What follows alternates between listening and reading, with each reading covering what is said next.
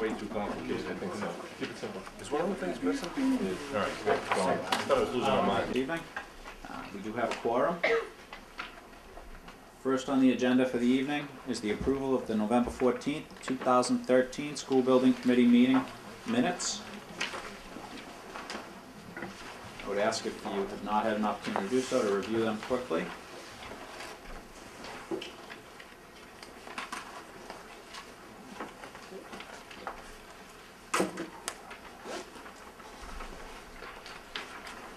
Make a motion, we approve the minutes as printed.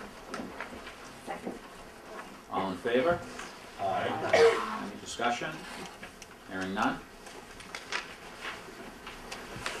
Next on the agenda, Building Committee membership. We have a quick update. As many of you may recall, at our meeting in October, we had determined that we would, as a committee, be submitting a request for special municipal employee status. That meeting was then postponed to a date to later be determined. That meeting has not yet taken place, but when the meeting does take place, we will continue to pursue that for all committee members. Second on the agenda on the Building Committee membership, we received a request from Mr. David Drew to be part of the committee.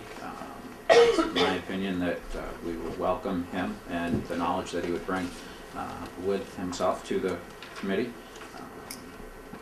Do we have anyone that would make a motion to add Mr. Drew? Mr. Whiting? Can we ask just before, if you don't mind, would you mind telling us about your background for those who don't know you? Certainly. Great.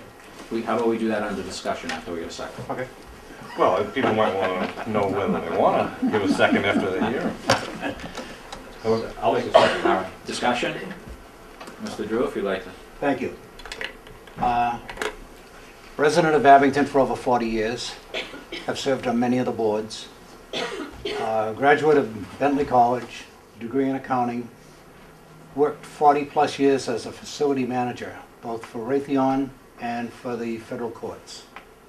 Have been on design teams such as this for the Moakley Courthouse in Boston, the Whitey Bulger Courthouse as we now call it. The new courthouse in Springfield, Mass. These were new constructions. Renovations, I was on the board of the renovation of the courthouse in Providence, Rhode Island, and the courthouse in San Juan, Puerto Rico. I have been on these boards. I have also, on the Moakley Courthouse, I was the facility manager of that building. And as a facility manager, we call it the back of the house. Everything goes on in the court is up front, and where you can get in big trouble is where I was, which is the restrooms, the cafeterias, deliveries, etc. And my experience is that I've learned on each one of these jobs some of the things that don't get addressed when we have a committee meeting like that, which is how does a truck get into the building, and where do we store things, etc. So that's what I could bring to this committee. Thank you. And as many of you I'm sure have noted, Mr. Drew has attended a number, if not all, of the meetings that have taken place. So again, I thank him for doing so. So we have a first by Mr. Whiting, second by Mr. Riley. Quick question, just Yes. is this a voting membership or not? I just want to make sure the people that we had taken voting membership away from are fine with it. Yes, it would be a voting membership. We would be adding one additional voting member to the committee. So it would not be removing anyone's current voting status. It would require that our quorum requirement would increase by one because we need to have one over 50%. So from a quorum perspective, but again, I don't necessarily share that concern because Mr. Drew has been to almost every meeting we've had thus far. So any further discussion? I'm just curious, through my own ignorance, if somebody could explain the appointing authority to this committee? Mary, would you like to field that? I don't have information on the appointing authority. You were all appointed before I got here. It does seem though from the town of Abington has issued, it's available on the website, a manual or a guideline to boards and committees and towns on quorums and process and rules. And among those, it did indicate that the Board of Selectmen has to endorse any membership. And I would think that is probably the way that you went about this membership. I was planning on putting on the next school committee agenda, just so we can make sure that pending approval of this board, that it would go to the school committee, and then they want to make the same request to the board of selectmen if they would be willing to do that. That would be. I was just curious, I would want to, I mean, as you know, we have a joint meeting next week, it would be a perfect time to solidify that. I just want to understand the process. It may be a belt and suspenders on it, but then it's beyond question. Yeah, so the goal would be if we get a favorable response from the committee, we would take it forward on Monday to be ratified by the Board of Selectmen as well as the school committee. Okay. So moved. All in favor? Aye. Opposed? All right, none? Congratulations. Thank you. Yes. Next is an update on the preferred schematic study and report.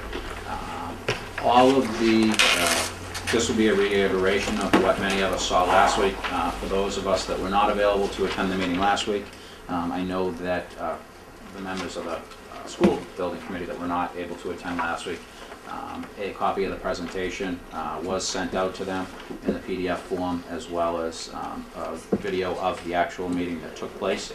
So hopefully all of you have had an opportunity to view that and have come forward with some, we'll have some questions for the evening. We're going to turn it over to Scott. What I would ask is that we keep in mind the goal of this evening's meeting is for the committee to vote to approve and authorize the owner's project manager to submit the feasibility study related materials to the MSBA. Once this committee votes on that, we will then make an additional presentation. That presentation will be to the Board of Selectmen and the school committee on December 2nd, at which point we would request the same vote of them. And then, assuming we receive a positive response, we would then submit the completion of phase 2 to the MSBA for their review and subsequent approval. Scott, I'll turn it over to you for presentation.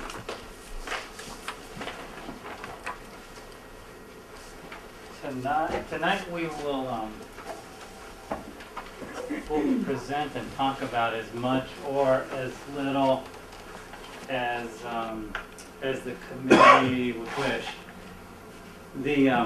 We can go through the entire presentation again, although I'm aware that all of the committee members have received the prior presentation or were at the prior presentation. So we will adjust accordingly based on the committee's desire. I could start by summarizing some of the commentary from the prior presentation, or I can just start and go through the presentation as if nobody has seen it. It took us a couple of hours to get through it last time, so I'll play it either way, because as I look through the room, I know everybody was either here or received a copy of that on video. So with that, I'll ask kind of what direction you want us to take with regard to presenting tonight. You know, it may be timely for you to offer also, because Bill has been kind enough to tape these or create a digital recording for us. I did, and with great appreciation, I did bring additional copies of it from last week, so people could also take those copies with them tonight if they'd like. So. Okay. Can we take a temperature check of the committee? Has everyone, in their opinion, had an opportunity to either sit through or review the materials that have been provided? And is the committee comfortable moving forward with some discussions and question and answer? Or would we feel that we would benefit from an additional presentation of Scott? Well, as much as I enjoy your presentation, You're there. I don't feel like I need to go through all of the floor plans again. I think just a quick overview of the different options that we have, how they're placed onto the site, and maybe the pros and cons of each without going through the whole floor plan. I think that would be more than sufficient for myself, but I'm respectful of the people who haven't enjoyed the presentations in the past. And they really are spectacular, but Yeah, and it is, I think it is for the, just to clarify for the committee, I think it is important to understand that what we are voting on is one of really two options. It's either a totally new 5 through 12 co-located middle school, or an addition renovation 5 through 12 co-located middle school. The actual logistics or guts of the building, for lack of a better term, will really be further determined and further refined when we move into phase 3. So a lot of the kind of preliminary inner workings of both of the buildings that have been proposed were less for us to be voting on per se, and more just to ensure that the building would fit on the site, that we would be able to, that the site, again, would be able to house all the resources that we need, the actual, again, refinement of the interior of the building is what will be accomplished during phase 3. So the actual vote tonight is, are we voting to bring forward to the Board of Selectmen and the school committee the new option or the addition renovation option? I do think some time spent on your cost matrix would be beneficial for the people who've not seen the full presentation. I'm sure you plan on spending that anyhow. Okay. We'll summarize a bit, and certainly at any point in time, if anybody feels there's a piece of it that they're not familiar with or we need to spend more time on, either for yourselves or for the viewing audience, let me know. With me tonight is Troy Randall, by the way, one of my partners. Anybody who's been to the working groups has met Troy, but I can't recall if he's ever come to one of the full building committee meetings. But Troy is in our office. He's directing the team that's involved in studying the renovation and addition option. So he may be joining in terms of jumping in and out of question and answer tonight. But the purpose, and I wonder if, did we before get some better light on this by turning off the back? There you go. Yeah. Is that better? Yep, that one, that one. Okay.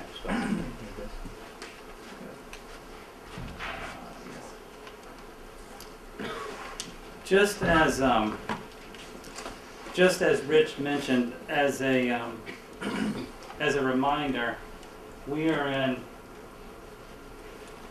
in step 2 of the process, and the MSBA now knows that you studied a variety of different options in step 1. I think you could say there's 16 total based on all the variations that we ended up taking a look at. That you narrowed that down to a handful of options, and then in step 2 we evaluated those options further. Specifically, we invested a significant amount of time investigating variations on the renovation and expansion of the existing high school building and how that would work, and comparing that to the construction of an all-new building. And now is the point in the process, as we move from step 2 to step 3, where the MSBA wants to know what is the project going to be. Are you going to build a new building? Are you going to renovate and expand your existing building? And just as Rich mentioned, the commitment tonight is not necessarily to any specific building floor plan. We've got options for a new building. We've got options for renovation and addition. But we did all of those, and we did all of that work so that we could do a detailed cost analysis on construction of a new building on the site versus renovating and expanding the existing building. So now we have that analysis, and presumably after you make your choice, when we move forward into step 3, then that would be the time that we would start to develop the building and the site design in detail. And for example, there have been questions, as people have looked at the floor plans, they've said, you know, is this the way we really want the entry vestibule to be, or is this where we want the gym or the auditorium? And those are all good questions, but that will be vetted out in the next step, step 3. As we go out to the community and out to the educators to talk more specifically about exactly what this building and site will look like. And it applies to the site too, because the community users of all the fields and any facilities that are located around the site need to participate in helping us know, you know, what the best solution is for the town. So anything you see in our options is literally there so we can take a good analysis of new construction versus renovation addition, but certainly as we move into step 3, that will evolve significantly. Everybody's familiar with the site, so I'm not going to, the existing site, so I'm not going to go through that again. This is the proposed new building option on the existing school site. We have added to this slide a dotted line that shows you the footprint of the existing school building, so you can get the proximity of the new building to that. And the entire analysis of a new building is just to demonstrate that in some form or fashion we can construct a new building on this site with minimal disruption to the existing building, and then ultimately we can demolish the existing building and convert that into parking, play area, green space, etc. And determining what the cost of that is, so that we can compare it to renovation addition options. So everything that we've developed here, will the building necessarily take on this exact form in the end? Possibly, maybe not. That's to be decided in the next step if you in fact decide to move forward with an all-new construction and demolition of the existing building option. Then in the next step we would be taking a much more detailed look at the building, the site, the support facilities, etc. as we design those. This is that new building floor plan. As we've talked about a number of times, the goal with that floor plan is to separate middle school and high school, provide a large community piece that includes the gym and the auditorium, provide the necessary academic areas, and then organize them in a way that works educationally and is economical to build. So should you decide to proceed with a new construction option, we'll be continuing to work with some plan, in a series of plans, and in the next step, should you decide to go with new construction, we may be looking at several alternatives for building layouts and plans so that we can really do a good job of getting the right plan and the right building layout that fits the educational program and the town's needs. The second floor plan, again, of a building that you guys have seen a couple of times.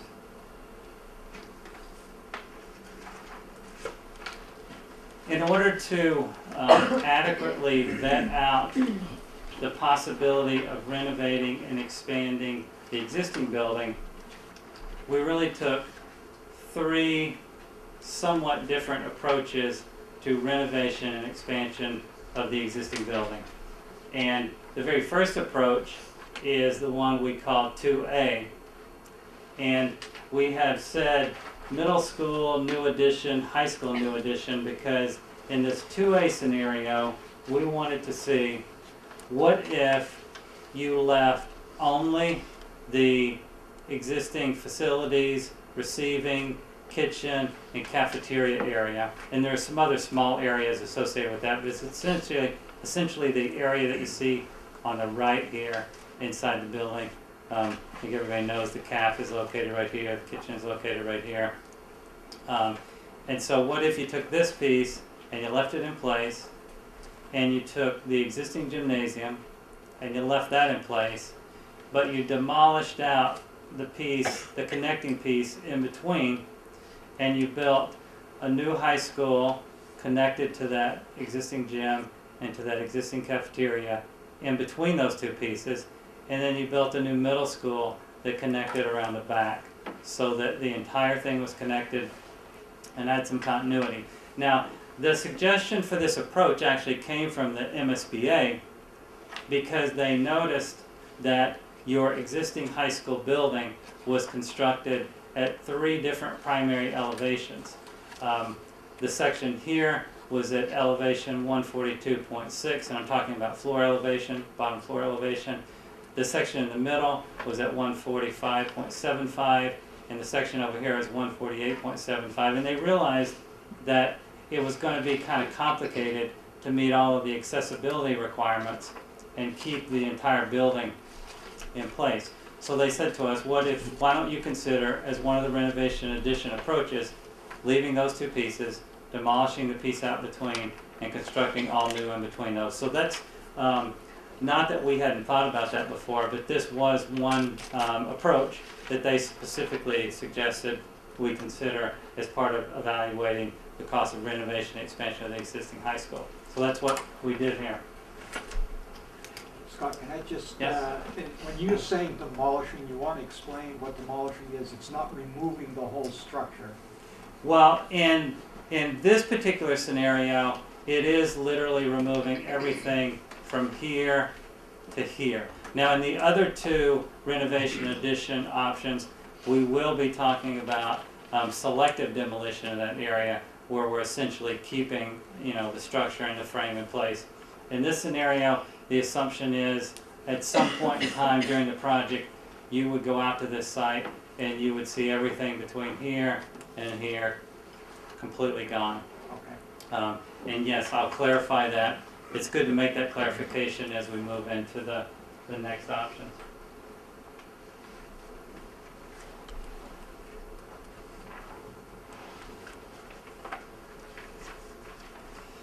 This is the first floor plan associated with that 2A approach. And you can see here, the dotted line represents the existing building footprint. And as I said earlier, you've got cafeteria / dining, you've got the kitchen, you've got facilities, mechanical, electrical, etc. back at this corner. And the reason that's dotted in red is, as I said earlier, that would be a piece you would keep. And then the existing high school gym is dotted in red here because that's a piece you would keep. And then the section, the academic section between, as it exists now, is dotted in blue because that would be demolished and removed. So this involves constructing all the necessary high school program, constructing all the necessary middle school program, and providing some connectivity of those. And we've looked at this floor plan before, so unless somebody's got some questions, I won't go through it in detail. But the most important thing to understand about 2A is its conceptual and overall approach, which is only leave a couple of pieces of the existing building and construct everything else as new.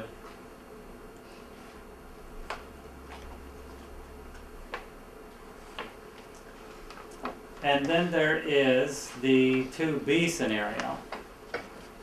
A completely different approach in some regards to renovation and expansion of the high school, because in this scenario, we assume that the existing high school building, shown dotted here, remains completely in place, but it does undergo significant renovations in order to fit the new program into the high school, and in order to resolve handicap accessibility issues, and in order to deal with code compliance and all the building code, accessibility, new systems, new mechanical, electrical, all those other things that it would need as part of the renovation, but also modifying it as required to get the high school program. And it assumes that the high school program will occupy the space that is currently the high school, And then it assumes that there would be a pretty significant addition along the backside here in order to create the middle school program.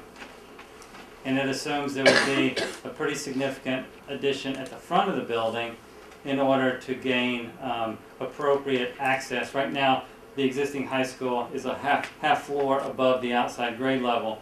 So the only way to get in and get up to that is with a new piece added to the front of it that allows us to insert an elevator, ramping system, etc. And it also allows us to insert kind of a control and administration piece to that entry, which is one thing that's really lacking from the high school now. It shows the new auditorium added on this corner, which is part of all the programs, no matter what the option is. And then, as I said earlier, the middle school program piece. It includes all the necessary site amenities just to make sure that we can get the right amount of parking, the right amount of fields, all those things on there. Although, as I said earlier, this configuration could change. But if this option 2B were to be selected, the one thing that wouldn't change is the concept of keeping the existing high school building in place and renovating that and doing the additions, knowing that the existing high school building was going to stay in place.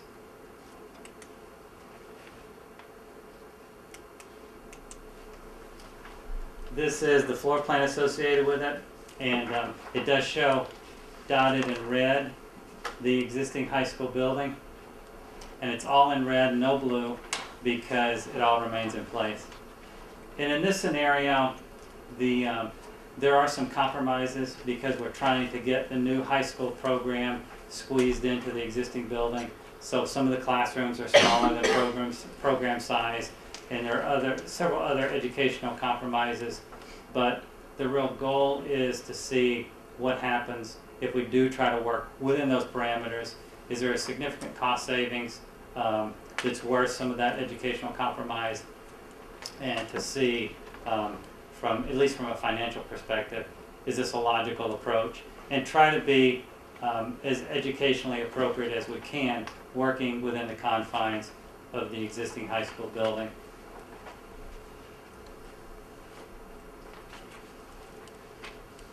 The second floor to that scenario, again, I know that everybody's had a chance to see this already. And the third floor associated with that scenario. The third renovation addition scenario is 2C. And the reason we consider 2C is because if you look at 2B,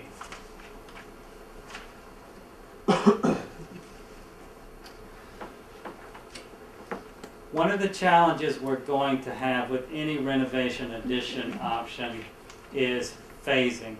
How do we, there's nowhere to place the students temporarily, so how do we accomplish the project without disrupting the students and moving them multiple times into spaces that aren't necessarily educationally appropriate? And if you can imagine with this particular kind of project, as described in 2B, this middle school piece would likely be the very first phase and would be constructed first. But we still have to go in and do substantial renovations to the high school. And the kinds of renovations that we're talking about are significant enough that you couldn't occupy it while this work is going on. So presumably the high school students would have to get moved to the new middle school space for a period of 18 months, plus or minus, while the high school space was being converted to the new high school program and being renovated, new mechanical systems, new electrical systems, abatement of hazardous materials and asbestos, all the things that we've talked about that would be associated with a comprehensive renovation to the high school would have to be done while the high school students are moved out into this new middle school space or moved to some other space. So knowing that, we decided to, and obviously this middle school space is not going to be ideal for the high school to move into, and also would not be ideal just in terms of matching the high school program educational needs. It wouldn't be, the science labs for the middle school wouldn't be nearly sophisticated enough to run a typical high school science lab program, for example, just one example. So we just said, what if we located the high school back here and built that piece first? So 2C is generated based on just the concept of what if the high school was in the back part of the building and you converted the front part of the building to the middle school. So when you see 2C,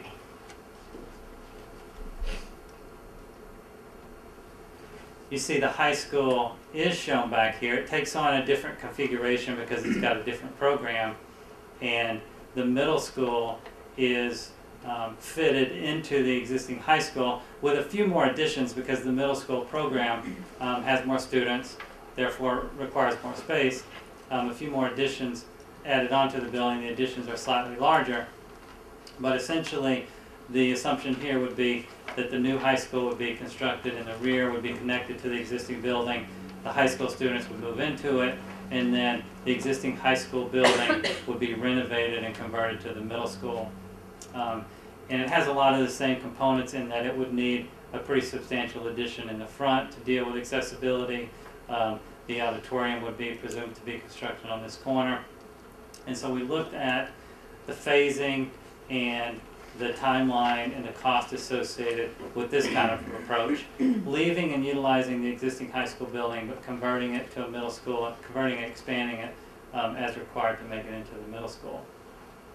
So those are essentially the three renovation addition options, and then the all-new construction option that we've been looking at in step 2.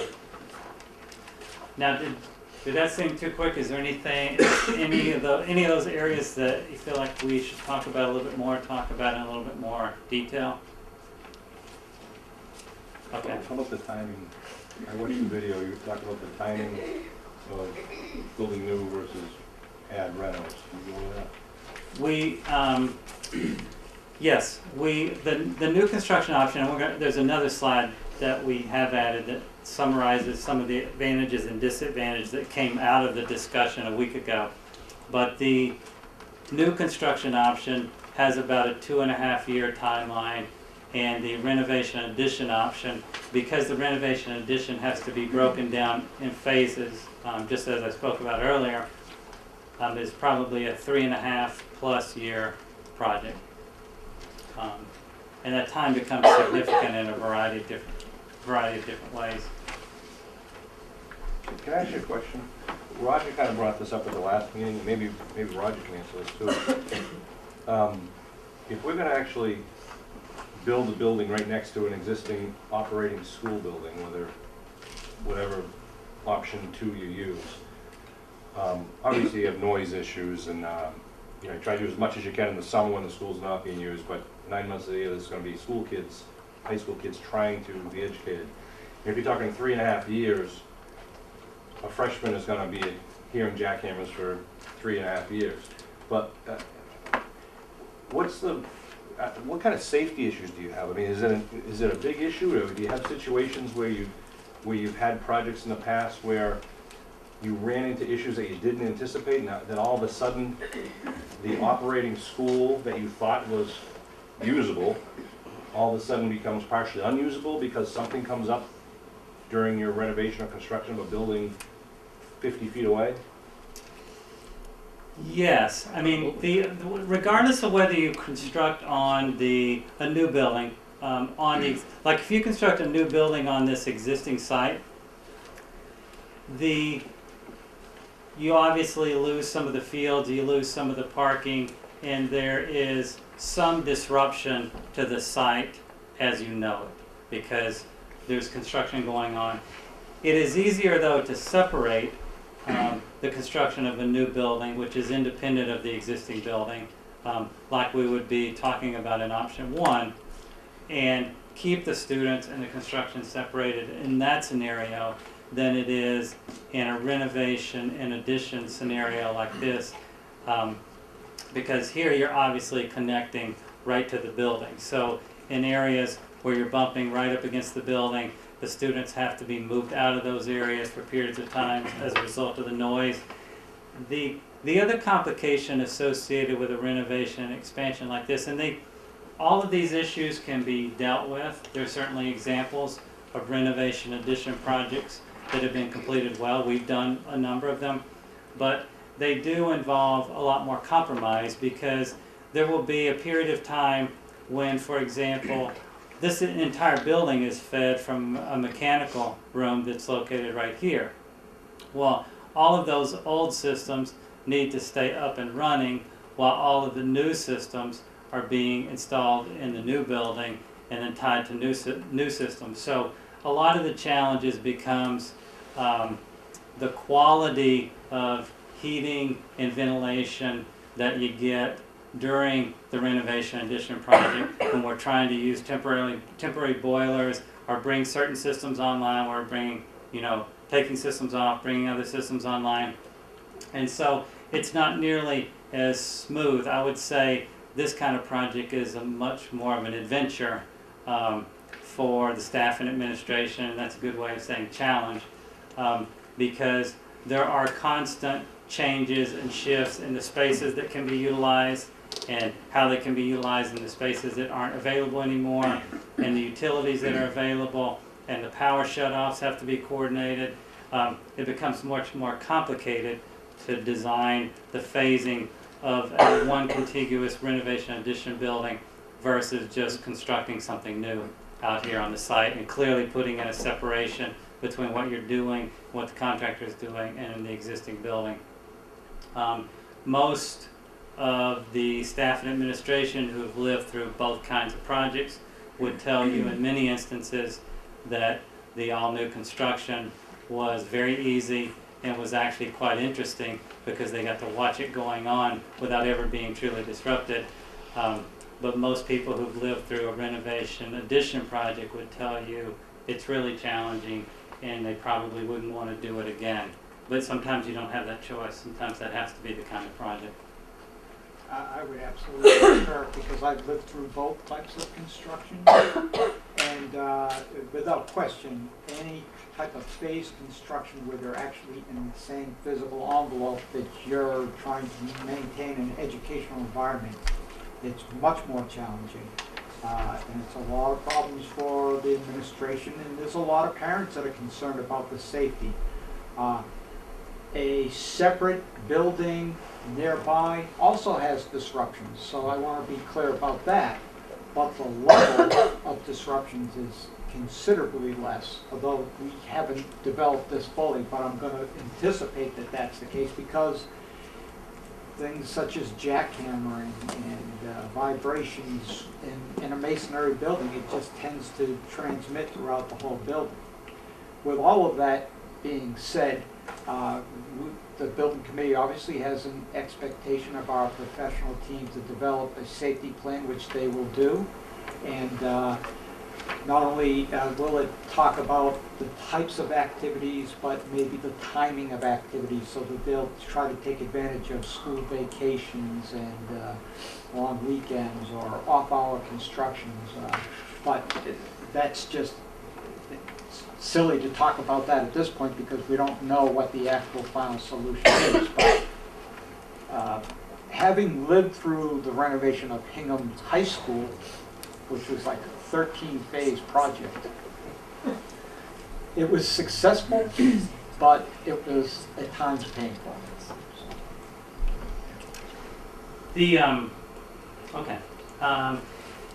Now, as I think Rich mentioned earlier, one of the biggest focuses of this step 2, or maybe it was actually Roger who said we'd like to see more discussion about the cost data. One of the biggest focuses of step 2 is the MSBA requires us in step 2 to hire an independent cost estimator. In this case, the name of the company is PM&C, which is a company that does a lot of MSBA projects. In fact, they probably do the majority of estimating on MSBA projects, publicly funded projects in Massachusetts. And we have to sit down with them and review in significant detail all of the aspects of each one of these options, the 3 renovation addition options, as well as the new construction option. And then we have to talk through anything that would impact cost.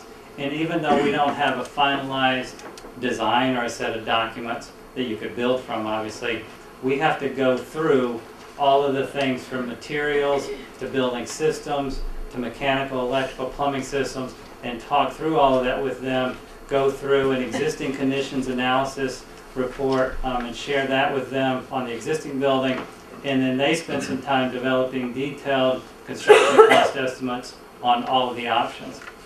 And so we have, and you will have in your report, a detailed cost estimate that includes just spreadsheet after spreadsheet of every aspect of the project. It's about 100+ pages.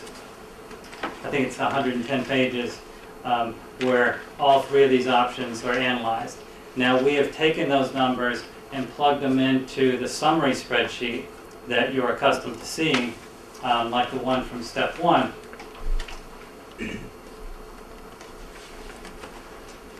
And we have that spreadsheet. This is the same spreadsheet that we looked at a week ago. It's the same spreadsheet that's in your packet. But it essentially takes a look at not just the construction cost, but all of the cost associated with an option 1 project, all of the cost associated with an option 2A, 2B, and 2C project. And so their costs are categorized in the same manner that they were in the previous step, in that we start at the top of it calculating construction costs, meaning bricks and mortar, the actual cost to do site work, building work, renovation. And so all of the costs that you see in this line item right here, construction costs, combined with what you see right here, site resources, those 2 numbers represent what you would see if you looked at the detailed 100+ page cost estimate, because it's focused purely on construction. Now beyond construction, there are things associated with the project that we know have to be included when we're developing a total project budget. Things like furniture and equipment, things like a reasonable owner's contingency, a reasonable construction contingency, the cost associated with the owner's project management, architectural and engineering services. We know that there are a number of things that make up the total project budget. And there were a couple of questions last time, so I'm just going to talk about it a little bit more, about construction contingency. What does that mean? That means that during the construction process, after a building's been designed, we've gone out to bid, and we're underway with a contractor, if there are things that come up, unforeseen conditions, some subsurface soil conditions, something that we anticipated to be one way based on everything we knew, but was a different way, particularly important when it comes to renovation and addition. You always find unforeseen conditions in an existing building when you start tearing out walls and opening up walls. And that's what this construction contingency amount is all about. Now, we have certainly had projects that spent almost 0 in construction contingency, and our personal record as architects is very, very good on construction contingency and kind of covering our bases and not having that many unanticipated. The MSBA would tell you to be very careful in the numbers you carry for construction contingency, because the last thing you want to do is short yourself. You can always turn that money back to the project at the very end, which is what a lot of towns end up doing. Then owner's contingency is more about things that you may think of later on. Keep in mind, this is going to be, anywhere between a 3.5 and 5 year project. So there may be things that come up later on in the project that you find are very important to the school department or the community that you want to add to the project that were not thought about previously. It happens all the time. And so that owner's contingency is to cover those kinds of things. Furniture and equipment and technology obviously involves loose furniture, chairs, tables, science lab equipment, those kinds of things in the building, as well as loose technology, computers, servers, wireless access devices, things like that inside the building. And that makes up, all those things make up what is the total project cost. And this is the soup to nuts expected total cost on all of these options. Now you can see when we plugged in the numbers from the cost estimator on construction and tallied these numbers again, that the new construction option ends up being quite a bit less than the other three options, and that the other three options, even though they involve slightly different approaches, came out in the end fairly similar in cost. And then we've calculated the anticipated MSBA reimbursement, both from a baseline perspective as well as the additional anticipated reimbursement from MSBA based on green design and your history of maintenance on your school facilities, as an additional incentive of 3% to come out to the total cost to Abington. And as a reminder, the variable here is your percentage rate, exactly how much MSBA will ultimately reimburse you, but we're projecting somewhere between the 43.3 and the 45.9, and you can see the numbers on all the different options.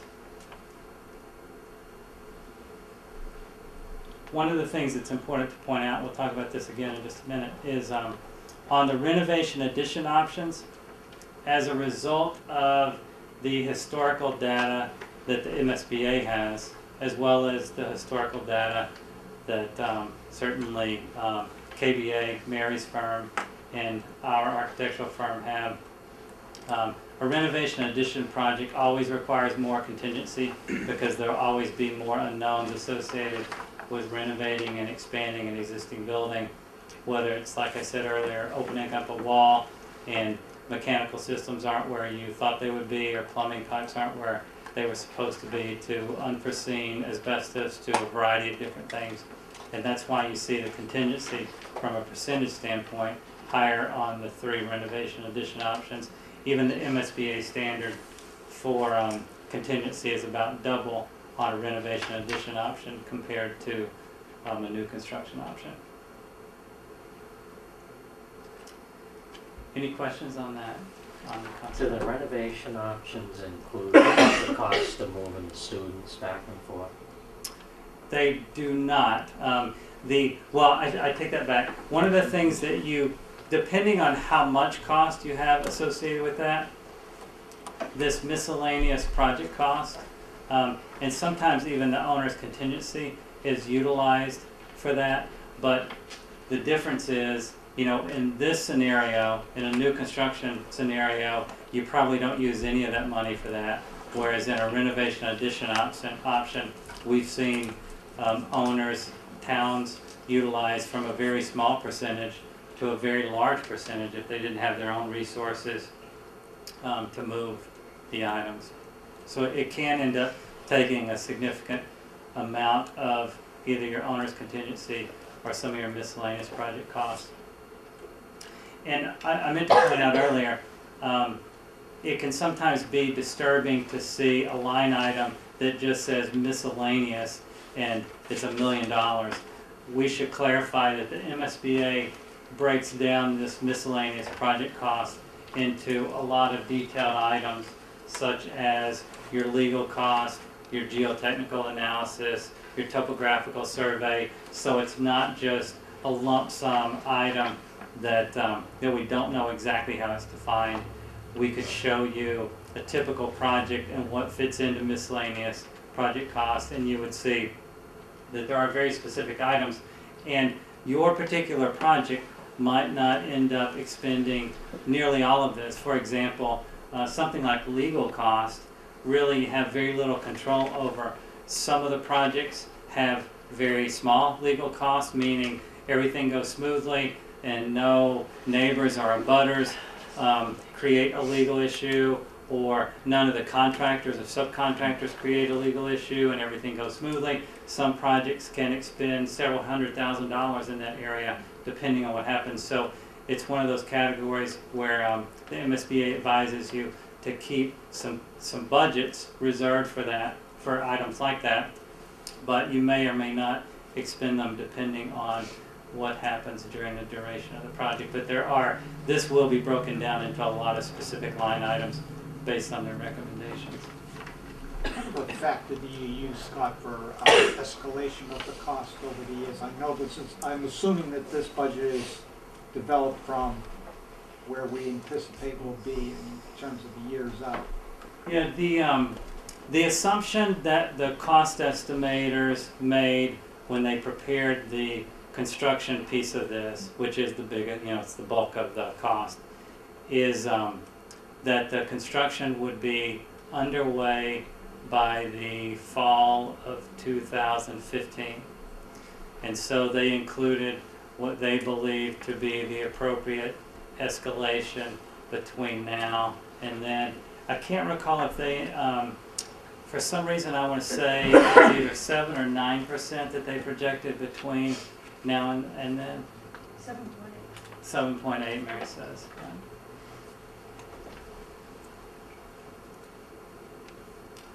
Any other questions on the cost? Now, as a result of the conversations last week, there was some discussion about advantages and disadvantages. So we didn't try to capture all of them, but just for the purpose of summarizing for those who weren't here last week, it kind of came out as part of the discussion that certainly the most obvious advantage of the new construction option seems to be that it's less costly. We talked a little bit about the shorter time frame, which in many regards results in less disruption to students and staff, but also results in being less costly. A more efficient building layout. The more compact this building is in terms of its exterior wall, its roof area, etc., the more economical it's going to be to heat, cool, and ventilate. So one of the things that MSBA will be looking at is the overall building envelope, and certainly the new construction option is much less of a building envelope, and it's a more efficient overall building layout, which also means that it has less corridors, less ramping to make up for handicap accessibility issues, less stairways, etc. It was pointed out that an internal courtyard could be considered a disadvantage, and one kind of gets created as a result of what's being achieved in the renovation addition options, whereas the new construction option can avoid that. Middle school and high school do not have to share cafeteria spaces, or cafeteria space. I didn't point it out tonight, but we have talked about it in the past. We talked about it last week. The fact that in those renovation addition options, those two populations share the cafeteria space as a result of trying to gain some savings by keeping that in place and not replicating it twice within the building. More economical long-term operational costs. This is tied directly kind of to that efficiency issue that I was talking about, and the fact that anytime you combine old systems, even if they're renovated, with brand new systems, there's some inefficiencies in the length of pipe runs, hot water distribution, things like that. Better educational layout for the building. Again, we didn't spend a ton of time on it tonight, and really didn't last week either, but in the renovation addition options, there are a variety of different compromises regarding the size of spaces, the location of spaces, the proximity of those spaces. But sometimes those are certainly bearable if the renovation addition results in a less costly overall project. For example, if it was $20 million less to renovate and expand the existing building, we'd certainly recommend you live with some of the educational deficiencies, but it is something to consider, that the new building gives you the freedom to resolve all of those. Better organizational layout for co-location of middle school and high school. Obviously, in the scenario where we showed the high school in the back, that has some advantages, but it has some other things that seem a little bit strange. And in order to truly get a good separation of middle school and high school students, a brand new building allows us to continue to study that without any compromises and consider options for doing that. And there was a lot of discussion last week about kind of the less unknowns associated with a new construction option. So we probably missed some. There are probably, others, but that was an attempt to summarize some of the discussion from last week for those who weren't here. We can come back to that if you would like. And then one of the things that we spent some time discussing last week was this idea of why is renovation and expansion of the high school more expensive than building a new school? Because in some ways it doesn't seem rational that renovation and expansion of existing building is more expensive than new. But there are a lot of things that contribute to the fact that in the case of this project in the high school building and the desire to do a co-located middle school and high school that do make it more expensive. One we've already touched on, construction time period, age of the building, although it may seem like a relatively young building and it's been extremely well maintained, it is a 50-plus-year-old building. So all of those plumbing, piping, ventilation, electrical systems, it's time to replace them. And even in a typical home at 50 years old, you would have already replaced boiler, plumbing, those kind of basic systems. In a building like a school building, the inherent problem is a lot of those systems are buried inside walls and under floors and in chases, where we've got to expose them and do a lot of selective demolition to pull them out, put new systems in. Not nearly as simple as renovating a home. In many cases, we have to address code issues associated with those. Structural code compliance. The existing building, although solid, has to have a number of modifications to meet current structural code requirements. As a result of some of the roof collapses that happened over the last 5 years, Massachusetts has significantly upgraded their structural code and their snow loading requirements. Their lateral loading requirements, which means, the structure that keeps the building from shifting, wind loading requirements. So the new building would have to be modified significantly to meet those. And so that literally means in some cases going right into the structure and tying in new structure and demolishing out certain pieces and adding new. Building code compliance and life safety.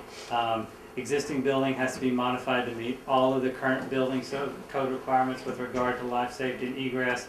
All of the stair widths, hallways, corridors, doorways, all those things have to meet the width requirements for new life safety and egress, meaning getting the student safely out of the building. Handicap accessibility, we've talked about this a number of times, but there's nothing more challenging than a building that is located a half a floor above the outside grade and then has 3 major and different floor levels within it. It literally becomes an exercise in building 4 really large ramping and or elevator or a combination of both systems that take up an enormous amount of square footage. And handicap accessibility is not just the level differences. Everything about a building of this type, when it's renovated, triggers 100% handicap accessibility. So every single entry to a classroom or a space has to be modified so that you have the necessary dimension on the pull side of a door and the necessary dimension on the push side of a door. In a masonry building, that often means demolishing out the entire entry and rebuilding it, because back when this building was constructed, there was no consideration for those kinds of clearances. So the handicap accessibility issue can result in a lot of significant work. All of the hazardous materials of any kind have to be found and removed within the building. Often that involves some selective demolition to pull those materials out. Building efficiency.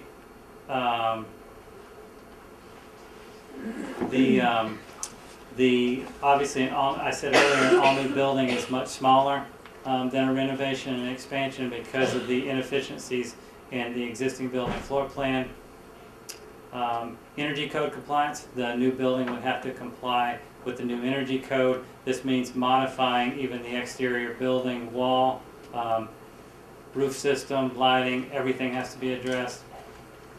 And then the unknowns associated with renovation, we talked a little bit last time, and then I mentioned it tonight, that the construction contingency for unknowns is more significant with renovations. So those are some of the things that we talked about as adding up to the more significant cost for renovation and expansion. And last week, somebody asked the question about the West Bridgewater School and said, well, why did they renovate and expand it? And I reported that I wasn't familiar with that project, but maybe there were certain things that made it more advantageous, because at one point in time, they were considering a renovation and expansion, and then we clarified through Felicia making a phone call that West Bridgewater did ultimately choose all new construction. And I suspect, because I've driven by that building many times, it actually looks like the existing building is in really good condition, but I suspect they encountered a lot of these same issues in their analysis and ultimately found that it was more economical, educationally beneficial, and less disruptive to the students, and a quicker project to just do all new construction there. So that's what they're doing. This same kind of analysis took place in East Bridgewater, and they determined new build to be more effective for, again, a lot of the same reasons. And I think that summarizes. We can certainly go back and talk about any of those components in more detail if you'd like. As Chairman Testa mentioned earlier, the goal at this point in the process is that the town make a commitment to the MSBA with regard to which direction you're going in. In the MSBA's opinion, you've been studying this for a while. They've given you some of their advice, sent you on a path to study more renovation and continue to study new construction. They're going to be looking at all this material as well and making their own decision, quite frankly, independent of what you decide. But they want you to make a decision now as to which direction you'd like to go in. So that's part of, not only is the vote to submit the materials to MSBA, but also a commitment on which direction the town would like to go in at this point in time as you move into step 3 and start into further development. Are there any further questions for Scott regarding anything we've seen this evening?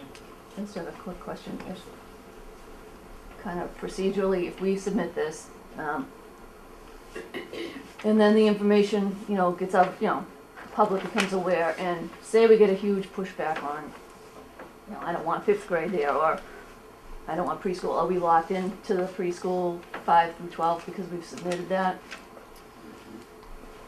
I think that things programmatically like that if you decided to, essentially the MSBA would consider that an adjustment and program. I mean, I think that if, for example, you decided to cut the size of the school in half, they'd say timeout. But I think something like the preschool, just looking at that specific example, I think that they would allow you to make a program adjustment on that if you decided to do that.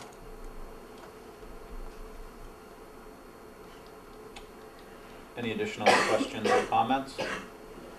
Okay. Hearing none,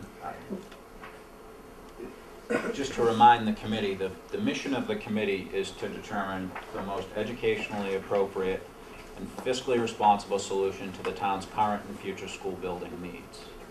And based on the information that we've received this evening, it's my opinion that there's only one solution that meets both of those components. What I would ask is, if there's no further discussion, someone from the committee to make a motion for us to consider what alternative should be submitted forward. We could then take a vote. We are required to take a roll call vote of the committee to submit forward to the MSBA, again after pending approval from school committee and board of selectmen.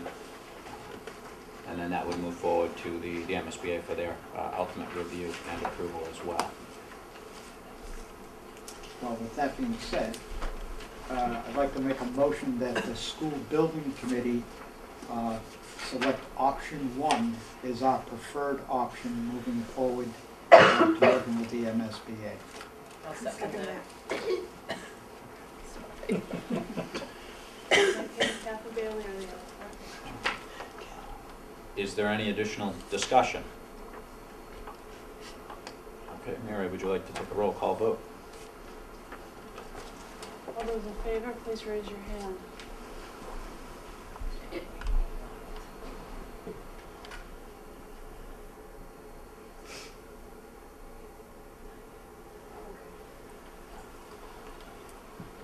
Those opposed, please raise your hand. And those abstaining, please raise your hand. Thank you.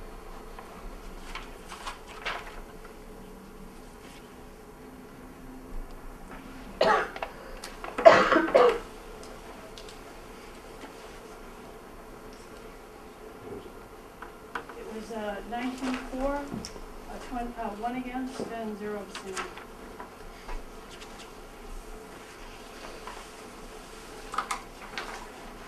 Okay. The next vote that we need to take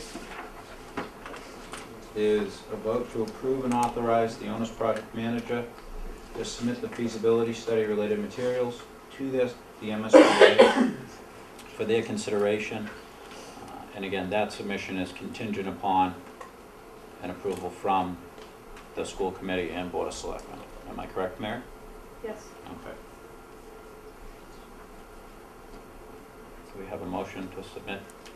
Somebody else. I'll make a Motion. motion to submit, option, well, whatever option we selected, hopefully option 1 to MSBA.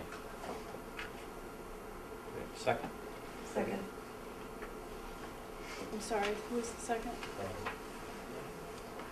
Bob. Oh, sorry. Okay,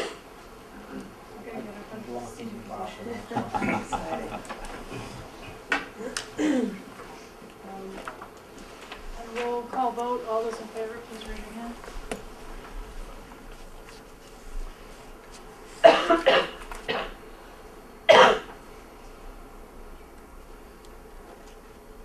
Did we lose someone? Or, sorry. Carrie just, thank you. Just trying to confuse you, Mary. The camera's on. Roll call, do we have to document who's not here on the committee, who doesn't vote? I am, Okay. that's why I didn't know why my count was. It said roll call, so it means names. All those opposed, raise your hand. And abstaining, raise your hand.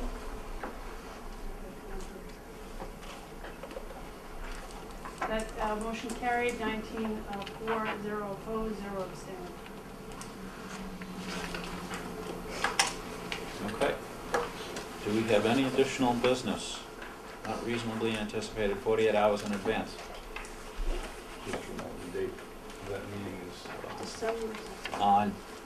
All right, if there's no additional information, on December 2nd, we will be submitting our proposed solution to a joint school committee and board of selectmen meeting, at which point they will take a vote to forward that information along to the MSBA on behalf of the town. I would welcome all of you to join us, however you're not required to be there. As far as the communication subcommittee goes, I know Rich talked about some different people have gone out to different groups, and the Rotary's asked that we attend. If anyone knows any group that wants, a couple people from the community to go to exchange information and give updates, just let Rich know or Peter know, and we'll get 2 or 3 people to go.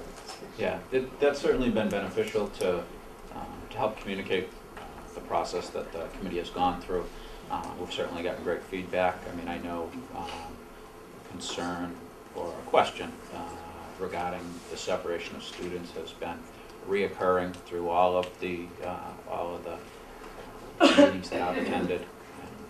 So, again, that's something that we'll obviously continue to to keep top of mind as we move forward into the third phase. All right, if there's no further business for the committee, Mary? The only other item I would like to bring up is, we will be planning on submitting this proposal, on or before, December 10th. We will then have a collaboration process with MSBA over the next, 6 to 7 weeks.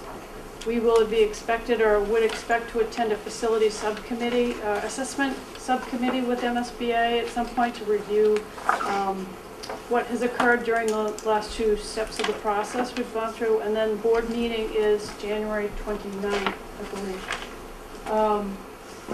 You do not have any meetings, future meetings scheduled. I don't know whether you want to just leave it open to respond to any requirements of MSBA, or perhaps schedule something in January as an update. Do we know when the SBA might anticipate, is there a way to reasonably anticipate when the SBA might?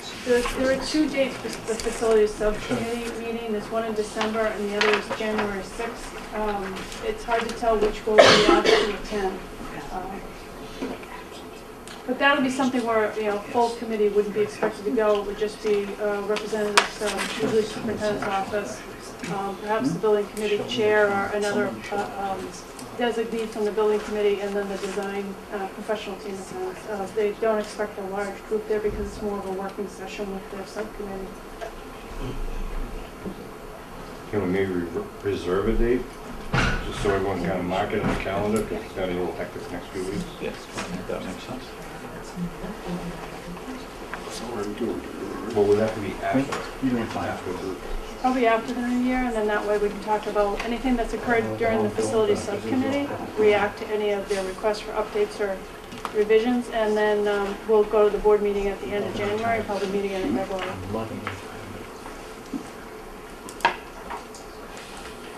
When is that board meeting, the 29th? I believe it's 29. So, Someone want to throw out some dates? what do we usually meet, Tuesday? Usually meet Tuesday evenings. Tuesday the 7th, Tuesday the 14th, Tuesday the 21st. 7th is the school committee meeting. Tuesday the 14th, just to reserve it. Yeah, I like the 14th. Actually, Did I say yes? I don't. But I was talking. when's Martin Luther King? Oh, yeah. 14th. That's going to be a no school day. I'm just thinking. It's the following week. The 21st. Yeah. 14th is better than? Potentially the 14th at 6. Here unless otherwise notified? Yeah, this location seems to be conducive Very to good, the, yeah. Yes, it okay. is. Thank you. So we are scheduling a meeting for January 14th at 6 p.m. to be held here, at the Police Station Community Room, unless otherwise notified. And this will obviously be confirmed. Yeah, As we get absolutely. closer. Yep.